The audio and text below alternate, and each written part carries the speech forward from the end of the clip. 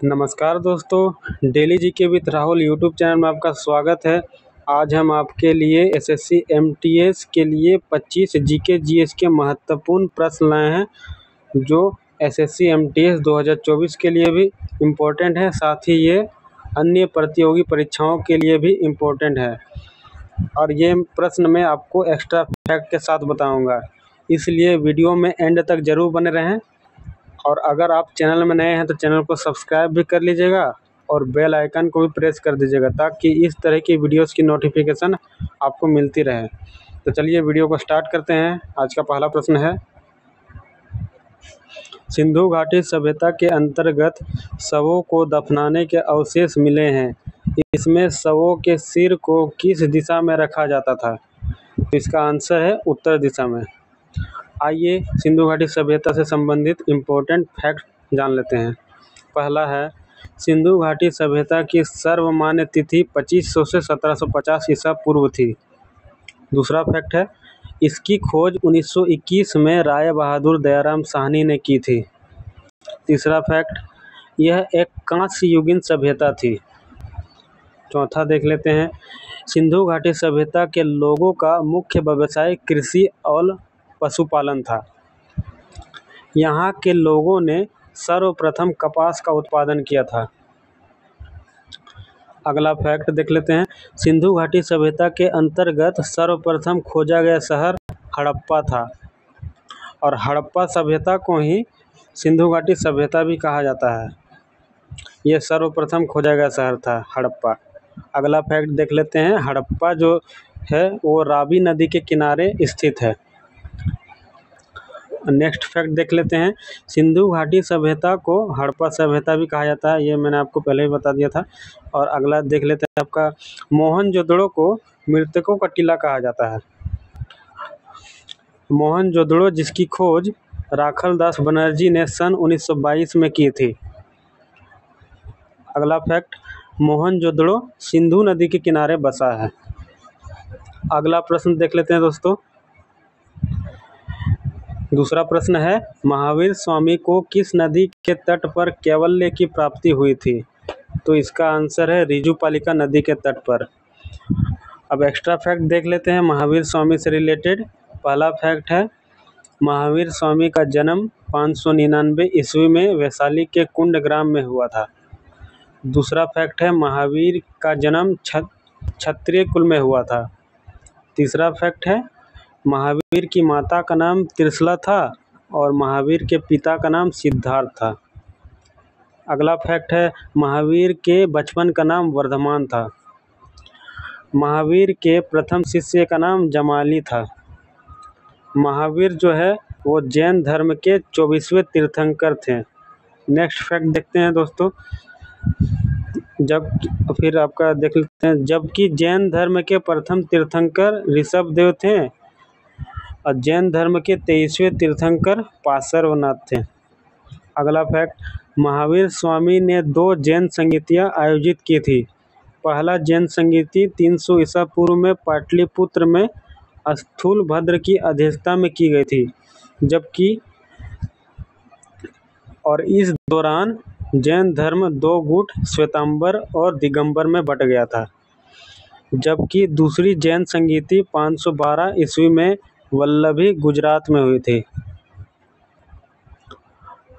अगला प्रश्न संख्या 3 है, भारतीय संसद का संयुक्त संसद बैठक किस अनुच्छेद के अंतर्गत आता है? तो इसका आंसर है अनुच्छेद 108, और यह प्रावधान जो है ऑस्ट्रेलिया के संविधान से लिया गया है, जिसे जॉइंट सिटिंग भी कहा जाता है। जॉइंट सिटिंग आपका आर्टिकल 108 के अंतर्गत आता है।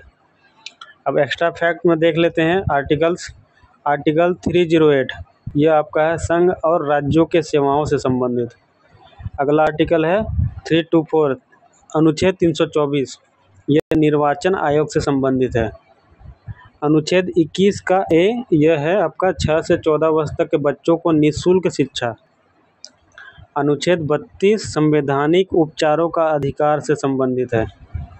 अनुच्छेद 76 भारत का महान्यायवादी। अनुच्छेद 51 का ए, मौलिक कर्तव्य से संबंधित है और मौलिक कर्तव्य आपका रूस के संविधान से लिया गया है। अनुच्छेद 165 राज्य के महाधिवक्ता से संबंधित है। अनुच्छेद 200 राज्यसभा द्वारा बिल को स्वीकृति से संबंधित है। अनुच्छेद 226 उच्च न्यायालय को रिट जारी करने की शक्ति प्राप्त है। अनुच्छेद 330 लोकसभा में अनुसूचित जाति एवं अनुसूचित जनजाति के लिए सीटों का आरक्षण। अब अगला प्रश्न है प्रश्न संख्या 4, भारतीय संविधान को कब अंगीकृत किया गया था? तो इसका आंसर है 26 नवंबर 1949। अब संविधान से रिलेटेड एक्स्ट्रा फैक्ट देख लेते हैं। पहला फैक्ट है संविधान को 26 जनवरी 1950 को लागू किया गया था। दूसरा फैक्ट, भारत का संविधान दुनिया का सबसे लंबा लिखित संविधान है जिसको बनाने में 2 साल 11 महीना और 18 दिन लगे थे। अगला फैक्ट है संविधान के निर्माण के समय 395 अनुच्छेद, 8 अनुसूचियां एवं 22 भाग थीं, जबकि अभी वर्तमान में इसकी संख्याएं 448 अनुच्छेद, 12 अनुसूचियां एवं 25 भाग हो गई हैं। अगला फैक्ट है डॉक्टर भीमराव अंबेडकर को भारतीय संविधान का जनक कहा जाता है। अगला प्रश्न संख्या 5, भारत का सर्वोच्च कानून अधिकारी कौन होता है? तो भारत का सर्वोच्च कानून अधिकारी भारत के अटॉर्नी जनरल होते हैं। अब इससे रिलेटेड एक्स्ट्रा फैक्ट देख लेते हैं। पहला है ये आर्टिकल 76 के अंतर्गत आता है। दूसरा फैक्ट है ये भारत सरकार के मुख्य कानूनी सलाहकार होते हैं। तीसरा फैक्ट है अटॉर्नी जनरल संसद की कार्यवाही में मतदान के बिना भाग ले सकते हैं। अगला फैक्ट है भारत के पहले महान्यायवादी MC सीतलवाड़ थे, जबकि वर्तमान में भारत के महान्यायवादी हैं R वेंकटरमणी, जो 16वें नंबर के हैं महान्यायवादी। जबकि अगला फैक्ट है भारत के 15वें नंबर के महान्यायवादी कौन थे? तो के वेणुगोपाल। लास्ट फैक्ट है आपका महान्यायवादी को राष्ट्रपति द्वारा चुना जाता है। अगला प्रश्न संख्या 6, सोनाई रूपाई वन्य जीव अभयारण्य किस राज्य में स्थित है? तो सोनाई रूपाई वन्य जीव अभयारण्य ये आपका असम राज्य में स्थित है। अब राष्ट्रीय उद्यान से रिलेटेड एक्स्ट्रा फैक्ट देख लेते हैं दोस्तों। पहला है बांधवगढ़। तो बांधवगढ़ राष्ट्रीय उद्यान यह मध्य प्रदेश में है। दूसरा है रोहिल्ला राष्ट्रीय उद्यान, यह हिमाचल प्रदेश में है। तीसरा गुरु घासीदास राष्ट्रीय उद्यान, यह छत्तीसगढ़ में है। चौथा है नामदफा राष्ट्रीय उद्यान, ये अरुणाचल प्रदेश में है। पांचवा है साउथ बटन राष्ट्रीय उद्यान, ये है अंडमान निकोबार द्वीप समूह में है। अगला है खीरगंगा राष्ट्रीय उद्यान, यह हिमाचल प्रदेश में है। कुद्रेमुख राष्ट्रीय उद्यान ये कर्नाटक राज्य में है। पेंच राष्ट्रीय उद्यान यह मध्य प्रदेश में है। जबकि अगला है बांदीपुर राष्ट्रीय उद्यान, ये कर्नाटक में है। प्रश्न संख्या 7, सबसे अधिक जैव विविधता कहाँ पाई जाती है? तो इसका आंसर है उष्णकटिबंधीय वर्षा वन, जहाँ पर सबसे अधिक जैव विविधता पाई जाती है। प्रश्न संख्या 8, प्रशांत महासागर क्षेत्र में रिंग्स ऑफ फायर किसके लिए जाना जाता है? तो प्रशांत महासागर क्षेत्र में रिंग्स ऑफ फायर यह भूकंप और ज्वालामुखी के लिए जाना जाता है। अब एक्स्ट्रा फैक्ट देख लेते हैं दोस्तों। पहला है भूकंप से रिलेटेड एक्स्ट्रा फैक्ट। पहला है आपका भूकंप का अध्ययन सिस्मोलॉजी कहलाता है। दूसरा फैक्ट है भूकंप की तीव्रता रिक्टर स्केल से मापी जाती है और जिसकी खोज चार्ल्स रिक्टर ने 1935 में की थी। तीसरा फैक्ट है भूकंप के ठीक ऊपर बिंदु को ऊपरी केंद्र एपिसेंटर कहा जाता है। चौथा फैक्ट है टेक्टोनिक प्लेटों के मूवमेंट के कारण भूकंप आते हैं। भूकंप की सतही तरंगें सबसे अधिक विनाशकारी होती हैं। अगला फैक्ट है सबसे अधिक भूकंप जापान में आते हैं। इसके बाद आपके ज्वालामुखी से रिलेटेड इम्पोर्टेंट फैक्ट देख लेते हैं। तो प्रकृति का सुरक्षा वाल्व ज्वालामुखी को कहा जाता है। ज्वालामुखी के मुख को क्रेटर कहा जाता है। तीसरा फैक्ट है एयरबस ज्वालामुखी है, यह अंटार्कटिका के रोस द्वीप में है। चौथा, विश्व का सबसे सक्रिय ज्वालामुखी मोनालोवा ज्वालामुखी है। और पांचवा फैक्ट है ऑस्ट्रेलिया में एक भी ज्वालामुखी नहीं है। प्रश्न संख्या 9, बेसल मापदंड संबंधित है, तो इसका आंसर है बैंकिंग क्षेत्र से। प्रश्न संख्या 10, 2.5 दिन का झोपड़ा कहाँ स्थित है, तो इसका आंसर है राजस्थान के अजमेर में, जिसका निर्माण 1194 ईस्वी में कुतुबुद्दीन ऐबक ने करवाया था। एक्स्ट्रा फैक्ट देख लेते हैं। पहला है विवेकानंद रॉक स्मारक कहाँ है, तो यह कन्याकुमारी तमिलनाडु में है। दूसरा फैक्ट है बीबी का मकबरा, तो बीबी का मकबरा ये औरंगाबाद महाराष्ट्र में है। तीसरा फैक्ट अकबर का मकबरा, तो अकबर का मकबरा ये सिकंदरा में है। जबकि शेर शाह का मकबरा तो ये आपका सासाराम बिहार में है। हवा महल, तो हवा महल आपका जयपुर में है, राजस्थान में। अगला फैक्ट शालीमार बाग, तो शालीमार बाग आपका श्रीनगर में है। अगला आपका है हुमायूं का मकबरा, तो हुमायूं का मकबरा आपका दिल्ली में है। सेंट जॉर्ज किला, तो सेंट जॉर्ज किला चेन्नई तमिलनाडु में है। विजय स्तंभ ये आपका चित्तौड़गढ़ में है। एलोरा की गुफाएं औरंगाबाद महाराष्ट्र में स्थित हैं। प्रश्न संख्या 11, प्लाज्मा झिल्ली किसकी बनी होती है, तो प्लाज्मा झिल्ली आपकी प्रोटीन और लिपिड की बनी होती है। अब एक्स्ट्रा फैक्ट देख लेते हैं। तो पहला है पादप कोशिका की कोशिका भित्ति या सेल वॉल किसकी बनी होती है, तो ये सेलुलोज की बनी होती है। दूसरा फैक्ट है मृत कोशिका की खोज 1665 में रॉबर्ट हुक ने की थी, जबकि जीवित कोशिका की खोज ल्यूवेनहॉक ने 1674 ईस्वी में की थी। और कोशिका के अध्ययन को कोशिका विज्ञान कहा जाता है, यानी कि साइटोलॉजी कहा जाता है। अगला प्रश्न है वाष्पोत्सर्जन, तो अगला प्रश्न 12 है वाष्पोत्सर्जन के लिए पौधों का कौन सा भाग जिम्मेदार होता है, तो इसका आंसर है रंध्र, जिसे स्टोमेटा कहा जाता है। प्रश्न संख्या 13, वेल्डिंग के लिए किस मिश्रण का प्रयोग किया जाता है, तो इसका आंसर है आयरन ऑक्साइड एवं एल्यूमिनियम। अगला प्रश्न है प्रश्न संख्या 14, परमाणु के नाभिक में होता है, तो इसका आंसर है प्रोटॉन और न्यूट्रॉन परमाणु के नाभिक में होता है। अब परमाणु से रिलेटेड एक्स्ट्रा फैक्ट देख लेते हैं। पहला फैक्ट है परमाणु इलेक्ट्रॉन, प्रोटॉन और न्यूट्रॉन से बना होता है।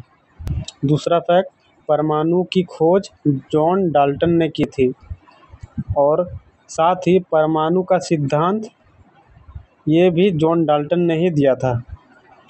अगला फैक्ट है सबसे छोटा तत्व, तो ये हाइड्रोजन है। जबकि अगला फैक्ट है सबसे बड़ा तत्व ये यूरेनियम है, जिसकी परमाणु संख्या 92 एवं परमाणु भार 238 ग्राम होती है। और अगला फैक्ट है भारतीय परमाणुवाद के जनक होमी जहांगीर भाभा को माना जाता है। अगला प्रश्न संख्या 15, किस रंग के प्रकाश का अपवर्तनांक सबसे अधिक होता है, तो इसका आंसर है बैगनी। अब एक्स्ट्रा फैक्ट देख लेते हैं रंगों से संबंधित।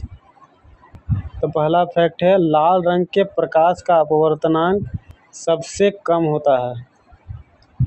दूसरा फैक्ट है लाल रंग का तरंगदैर्ध्य सबसे अधिक होता है। तीसरा फैक्ट लाल रंग का प्रकाश का प्रकीर्णन सबसे कम होता है। जबकि बैगनी रंग का तरंगदैर्ध्य सबसे कम होता है। दूसरा फैक्ट है बैगनी रंग का प्रकाश का प्रकीर्णन सबसे अधिक होता है। और उसके बाद आपके हैं प्राथमिक रंग मुख्यतः 3 होते हैं, लाल, पीला और नीला। प्रश्न संख्या 16। तो प्रश्न संख्या 16 है आपका नाभिकीय रिएक्टर में मंदक के रूप में किसका प्रयोग किया जाता है? तो इसका आंसर है भारी जल, जिसे D2O या ड्यूटेरियम ऑक्साइड भी कहा जाता है। प्रश्न संख्या 17 किस देश ने एशियन कबड्डी चैंपियनशिप 2023 का सॉरी दोस्तों खतरा का किताब होगा तो किस देश ने एशियन कबड्डी चैंपियनशिप 2023 का खिताब जीता है? तो इसका आंसर होगा भारत, ईरान को हराकर जीता था। 2023 का एशियन कबड्डी चैंपियनशिप भारत ने जीता था। एक्स्ट्रा फैक्ट देख लेते हैं। तो राष्ट्रमंडल खेल 2022 में ये आपका हुआ था इंग्लैंड के बर्मिंघम में। दूसरा फैक्ट है राष्ट्रमंडल खेल जो 2026 में होने वाला है ये आपका स्कॉटलैंड ग्लासगो में होगा। जबकि 36वां राष्ट्रीय खेल ये गुजरात में हुआ था। एशियाई खेल 2023 ये कहाँ हुआ था? तो ये आपका चीन में हुआ था। जबकि एशियाई खेल 2026 में कहाँ होगा? तो जापान में होगा। प्रश्न संख्या 18 है सत्यनारायण शर्मा का संबंध किस नृत्य से है? तो इसका आंसर है कुचिपुड़ी नृत्य से। अब नृत्य से संबंधित नर्तक एवं नर्तकी देख लेते हैं, इसकी एक्स्ट्रा फैक्ट देख लेते हैं। तो पहला है गोपी कृष्ण, ये आपका कथक नृत्य से संबंधित है। दूसरा रुक्मणी देवी अरुंडेल, ये भरतनाट्यम नृत्य से संबंधित है। तीसरा है भारती शिवाजी, ये आपका मोहिनीअट्टम नृत्य से संबंधित है। चौथा है झावेरी बहने दर्शना नयना रंजना सुवर्णा, ये आपके मणिपुरी नृत्य से संबंधित है। अगला है दमयंती जोशी पद्मा सुब्रमण्यम, ये भी भरतनाट्यम नृत्य से संबंधित है। अगला है आपका रागिनी देवी, तो रागिनी देवी भी मोहिनीअट्टम नृत्य से संबंधित है। अगला प्रश्न संख्या 19 है होला मोहल्ला त्यौहार किस राज्य में मनाया जाता है? तो इसका आंसर है पंजाब में। और जिसकी शुरुआत सिखों के 10वें गुरु गोविंद सिंह जी ने 17वीं शताब्दी में की थी। अब एक्स्ट्रा फैक्ट देख लेते हैं। एलोरा महोत्सव, तो एलोरा महोत्सव ये महाराष्ट्र में मनाया जाता है। पूरी बीच फेस्टिवल ये उड़ीसा राज्य में मनाया जाता है। रण उत्सव महोत्सव ये आपका गुजरात राज्य में मनाया जाता है। हॉर्नबिल महोत्सव ये आपका नागालैंड राज्य में मनाया जाता है। मोपिन महोत्सव ये आपका अरुणाचल प्रदेश में मनाया जाता है। अगला है एशियाई हॉकर्स फूड फेस्टिवल, ये आपका नई दिल्ली में होता है। अगला है आपका हम्पी महोत्सव, तो हम्पी महोत्सव ये कर्नाटक राज्य में मनाया जाता है। अगला काला घोड़ा महोत्सव ये आपका मुंबई में मनाया जाता है। और नेक्स्ट आपका है सूरज कुंड शिल्प मेला, ये आपका हरियाणा में मनाया जाता है। अगला प्रश्न संख्या 20 2011 की जनगणना के अनुसार किस राज्य में नगरीय जनसंख्या का प्रतिशत न्यूनतम था? तो इसका आंसर है हिमाचल प्रदेश।